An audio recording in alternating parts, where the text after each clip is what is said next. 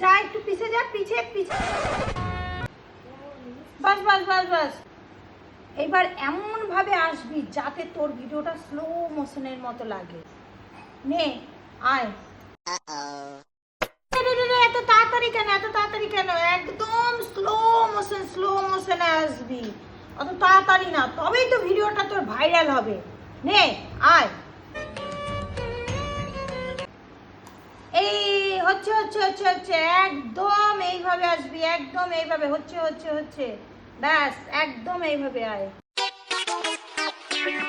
হয়েছে হয়েছে।